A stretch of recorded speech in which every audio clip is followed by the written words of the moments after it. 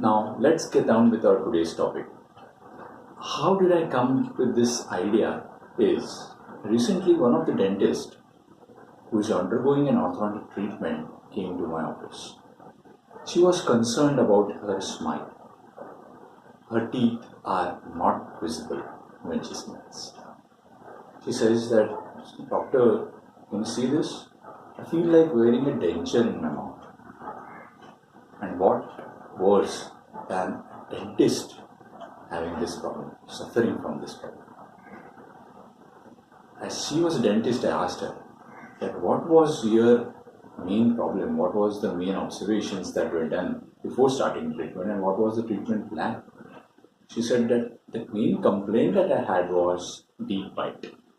And doctor said that what we'll do is we'll include your incisors so that your deep bite is correct. Yes, that is right. Including the incisors is one of the methods of correcting the teeth. But at expense of what? I saw her pre-photos and she had a beautiful incisor visibility. But now, the inclusion of maxillary incisors has reduced her incisor visibility drastically. And that has led to this problem. So friends, intrusion of incisors or any other treatment, yes, they all are right treatments, but right treatment done for the right patient in right situation would only and only get out the right outcome and a pleasing smile. So that is what we are going to see today, that what exactly to observe in the patient so that a good pleasing outcome can be expected. Let us see how to go about dealing with this. Can you see this? This is a small acronym I have made for you. It goes as SMILE.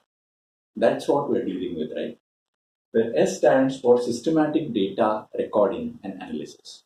In orthodontics, the most important data is good clinical photographs, extraoral and intraoral. A video would definitely add on. Then good study models, OPG, and a lateral cephalogram. In cases like some canine impactions or difficult cases, we can also go ahead and take a CBCT. Once we have all the data with us, what we'll do is we'll analyze the data. We'll do a good model analysis, a lateral cephalogram, we'll do a cephalometric analysis, and the most important thing is macro, mini, and micro aesthetic analysis. The patient has not come to us to get the models corrected. He has not come to us to get a good angulation of teeth on lateral cephalograms. He or she has come to us to get a good smile. And this is what is going to do that. So what we'll do is we will analyze all the aesthetics and we'll incorporate it into the model analysis and cephalometric analysis and come out with a treatment plan which is integrated to get out a good pleasing smile. Once we get that treatment plan, we'll decide a complete line of treatment. And once we decide the line of treatment, only then we'll decide what should be the bonding protocol used for the patient. And we'll start the case with the end in mind. So we bond the case with the end in mind. Now let us see what these aesthetic parameters are. The macro aesthetics is the facial proportion in all three planes of space. The mini aesthetics is the actual smile framework, that is the relationship of teeth to the adjacent soft tissues, that is to the face, to the lips, then to the gums and to the lips.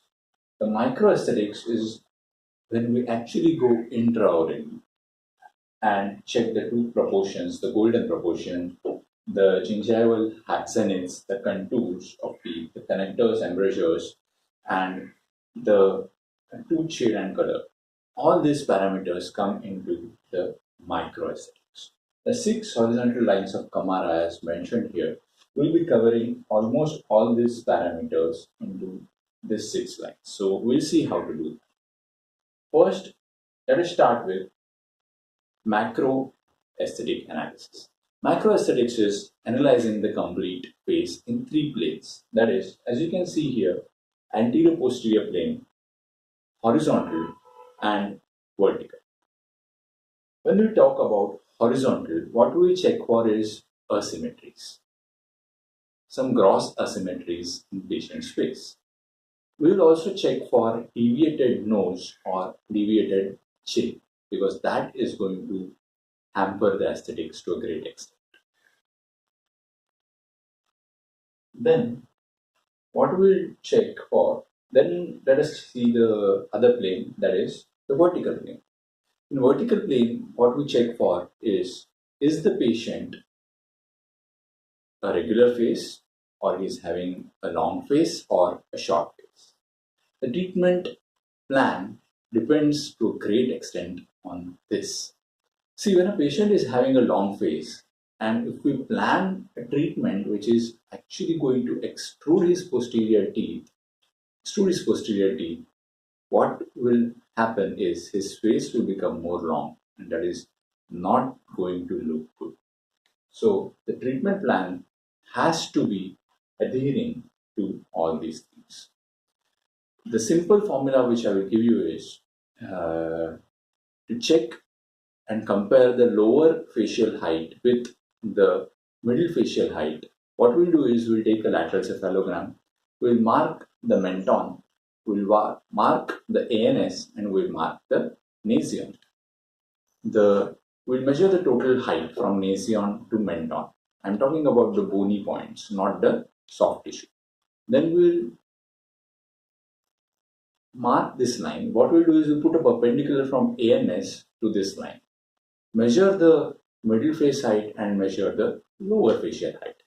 There is a formula in which lower facial height divided by total facial height multiplied by 100. If we get a percentage of 55, it's considered to be ideal. That is, the lower facial height and middle facial height are same and the patient is almost a medium face, that is, a regular face. If the percentage is on a higher side, around 59, 60, 61, 62, then the patient is having more of lower facial height. So the patient may have an open bite, he might be having a high mandibular angle, but he will surely have a long face. If the percentage is less than 53, so it's on towards 50, then the lower facial height is reduced. So the patient is having a short face. This is non-exaggerated. It's like a counter-clockwise movement of mandible. So mostly such patients have deep bites. So that is what we will see in vertical plane. Okay. We can also check the lower facial height divided into 2 sections. That is the upper lip and the lower part, the lower lip to chin part.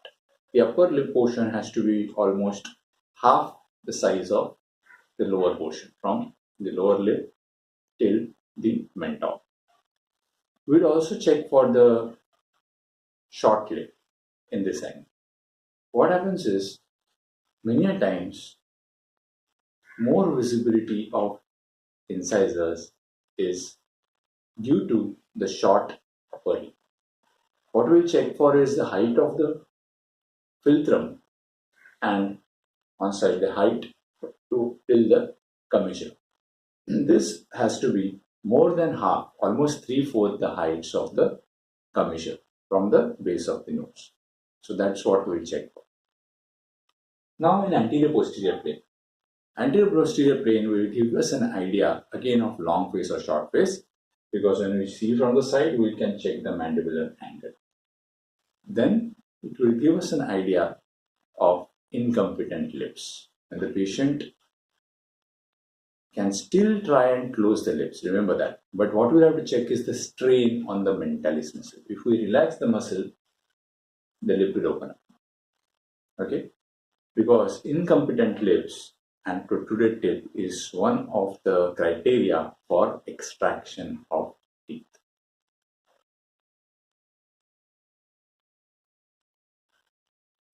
Just a second. Okay.